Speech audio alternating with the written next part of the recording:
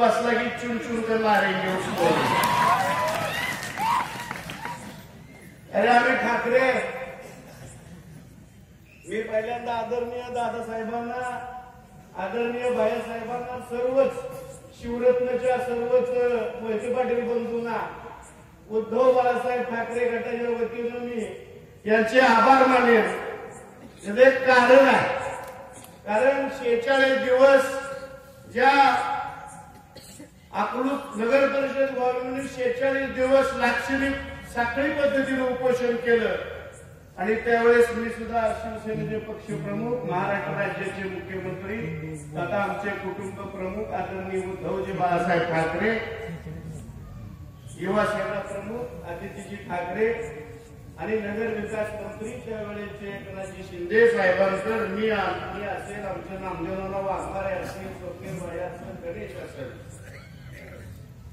ही अवेलना, ही प्रथा, ही परंपरा बघवत नव्हती। मला वाटतं भैयासाहेब आपल्याला सुद्धा आपल्याशी हितगुज करूनच गेलो होतो आम्ही। आणि आदरणीय उद्धव साहेबांनी सांगितलं, संभाजीराव आपण रात्री 10 वाजून, पाटील साहेब 11 वाजता फॅक्स आला होता कलेक्टरला, जातीपातीचं राजकारण करता, विकासाचं ध्येय धोरण, विकासाचं एक विजन असणारं मोहिते पाटील कुटुंबीय त्यांनी खऱ्या अर्थानं अकलूजकरांच्या सर्वांगीण विकासासाठी आतापर्यंतच्या कालखंडामध्ये काम केलेलं आहे।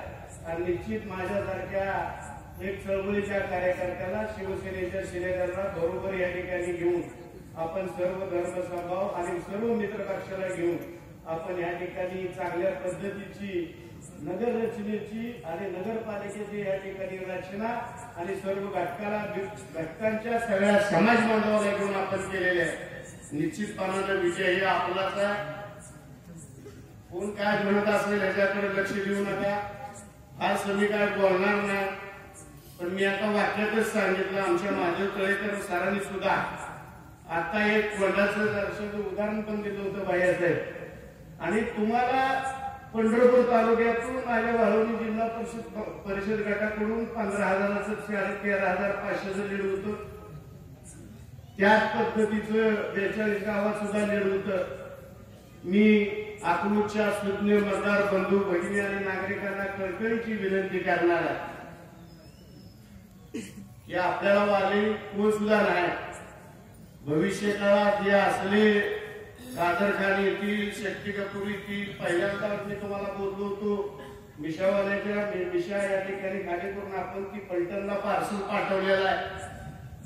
ज्याला रंधाधारा येत नव्हतं या रामभाऊला ती अकलूजचा इशारा घेते, विजन नव्हते, त्याला रंधाधारा येत नाही, भैयासाहेब आपण त्याला गोदरेज कपाटाचा इशारा देऊन आमदार केलं।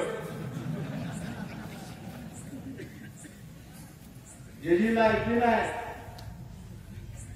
कशावर विकास करायचा हे तर जनरल नॉलेज नाही, अशी माणसं आता अकलूजचं भव्य स्वप्न भाषणातून व्यक्त करतायत, लाजिरवाणी गोष्ट आहे। म्हणून अकलूजच्या जनतेला मी विनंती करणार आहे, बाजूनो वराट कुणाचं असू द्या, पण अकलूजचा वाढप्या हा मोहिते पाटीलच असणं गरजेचं आहे। एवढी कळकळीची विनंती करायसाठी उभाटा जिल्हा प्रमुख मी आपल्याला म्हणून विनंती करणार आहे।